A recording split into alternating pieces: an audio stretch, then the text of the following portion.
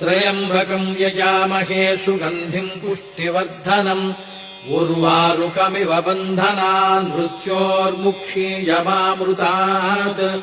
यो रुद्रो अग्नौ यो अप्सु यमोषधीषु यो रुद्रो विश्वा भुवना विवेश तस्मै रुद्राय नमो अस्तु